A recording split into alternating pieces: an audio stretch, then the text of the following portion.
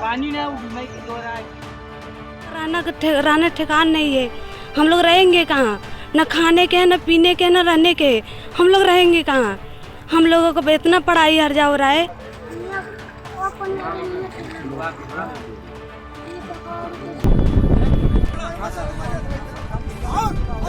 1 kilometre तक गांव रहा, 250 घर कट करके नदी में चले गए। अब लगभग 250 घर करार पे खड़े हैं, ये भी गिर जाने वाले हैं।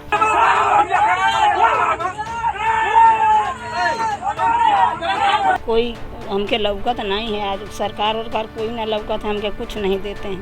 कहते हैं मौत तो एक बार आती है, लेकिन जिंदगी हर रोज रुलाती है। अब बहराइच के लोग खौफ में हैं।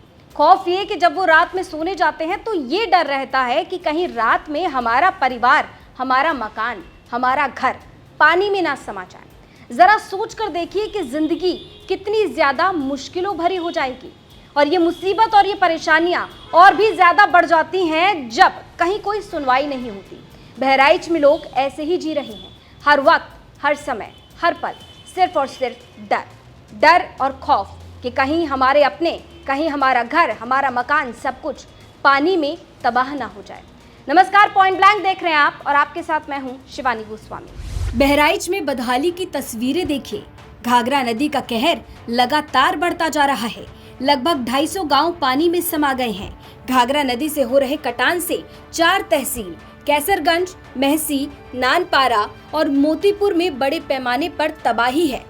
जब कहीं से भी मदद नहीं मिली तो लोगों ने देसी जुगाड़ निकाला। गांव वाले अब पेड़ों और उनकी टहनियों को खूंटे से बांधकर नदी के किनारे डाल रहे हैं, जिससे नदी की लहरें जमीन से टकराने से पहले पेड़ों और टहनियों से टकरा रही हैं। 36 घंटे के बाद जो है एसडीएम साहब जो आए और यहाँ पे जो है आश्वासन दिया, धरना खत्म करने के लिए कहा कि आप लोग धरना खत्म करिए, हम जो है इसको बचाने के लिए इसमें कोई कार्य कर रहे हैं, बाकी पानी कम होने के बाद इस पे अस्फर बनाने का कुछ काम किया जाएगा। तो 1-2 दिन जो है उन्होंने 1 दिन काम करवाया, थोड़ा सा जो पेड़ और एक ट्राली आया और रस्सी 5-7 किलो, तो उससे काम थोड़ा हुआ। तो हम लोग देखे कि उससे बचाव सही है, उससे नहीं कटान हुई, क्योंकि पानी तो है नहीं अभी। तो हम लोगों को यही सूझा कि जब नहीं आए हैं 2-4 दिन से, तो हम ही लोग लाओ मिल करके, गांव वाले मिल करके चंदे और सहयोग एक दूसरे करके और पूरे गांव मिल जाते हैं, और इसमें जो है पेड़ और डहनियाँ डाल करके और रस्सी से बांध करके इसको रोक रहे हैं। हमारे ये 3 साल से नदी काट रही है। हम लोगों का गांव पूरा घर कट गया, कहीं रहने का ठिकान नहीं है। पढ़ाई भी हमारे लोग को छुट्टी, पूरा गांव से लेकर स्कूल तक पानी भर लेता है। हम लोगों को कोई खाने का नहीं है। कृपया सरकार कोई कार्रवाई इस पे कीजिए। हम लोगों का रहने ठिकान नहीं है। हम लोग रहेंगे कहाँ? न खाने के न पीने के न रहने के। एक तरफ गांव की महिलाएं हैं। गांव की महिलाएं नदी को मनाने के लिए पूजा पाठ कर रही हैं। उम्मीद ये कि शायद पूजा पाठ से खुश होकर नदी कटान करना बंद कर दे। समस्या ये है, गंगा माई काट ली, हमारे बाल बच्चा सब बिला रहे हैं। क्या काट लिया गंगा माई ने? पूरा घर, मकान, खेत बाड़ी कुछ न रह गया। हाँ, बाढ़ के पानी आ गया है, हमारे बाल बच्चे खैले बिना पुटुक रहे हैं।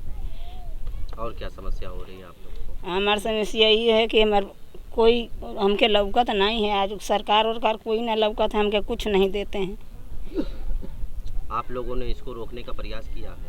हाँ। किस तरह? इस तरह करे हैं कि हमारे गांव वाला सब जुट करके बिरवा काटत हैं, चंदा लगाई के बिरवा ले आइन है, डारिन है, वो खातिर के सब लोग तो बनावत हैं। बना समस्या ये बनी हुई है? ये समस्या बने हैं, सरकार के आए रहे हैं, वो दुकान हमारे तो नहीं है ना, 3 साल से चल रहा है। तो ये लोग डर रहे हैं कि का जाने घर बच जाए, घर नहीं बचा है, मकान टूट गया।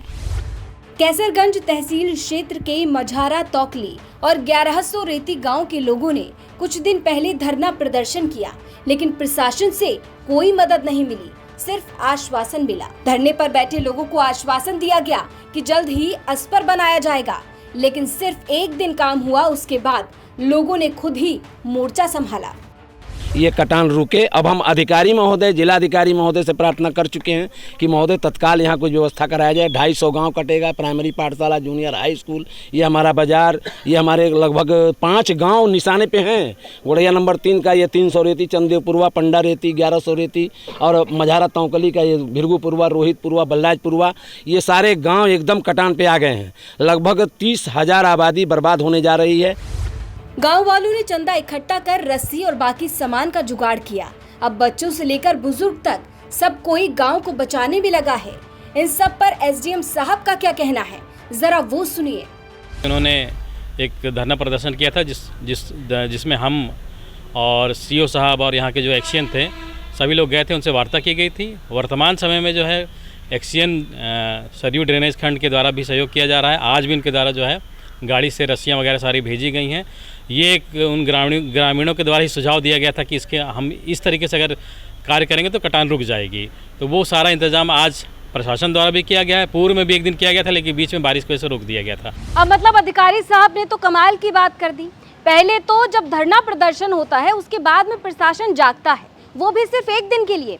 एक दिन काम होता है, उसके बाद में कोई काम नहीं होता प्रशासन की तरफ से, जिसके बाद में लोग खुद मोर्चा संभालते हैं, चंदा इकट्ठा करते हैं, रस्सियां मंगाई जाती हैं और तमाम सामान जो है लोग खुद जुगाड़ करते हैं। और उसके बाद में कोशिश ये कि कहीं अपनों को नुकसान ना हो जाए, कहीं अपना नुकसान ना हो जाए।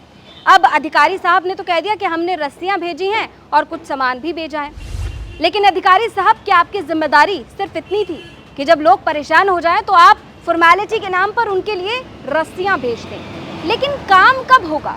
और ऐसे में उठते हैं कई सवाल जो आपके हैं, सवाल जो इन लोगों के हैं, ऐसे सवाल जिनका जवाब हर अधिकारी को जरूर देना होगा।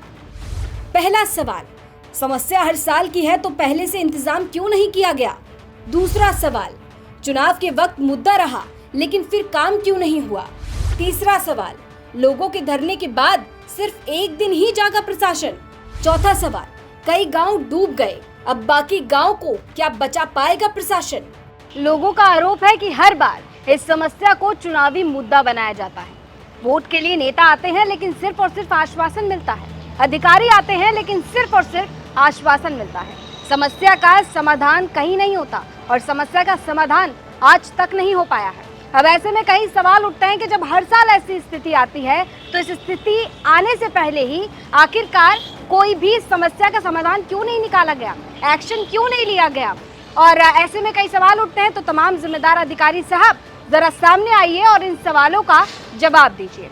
पॉइंट ब्लैंक, एक ऐसा शो जो आपकी खबरों को लेकर आता है, जो आपके सवालों को उठाता है, और हमारी कोशिश ये कि हम आपके साथ मिलकर आपके सवालों के जवाब तलाशने की कोशिश करें। इस खबर को आप तक पहुंचाने का जो क्रेडिट है वो बहराइच से हमारे रिपोर्टर रामबरन चौधरी को जाता है। और इस शो को लेकर और इस खबर को लेकर अगर आपका कोई सजेशन है, कोई राय है, तो वो आप हमें कमेंट बॉक्स में जरूर दीजिएगा। फिलहाल के लिए इजाजत दीजिए, नमस्कार।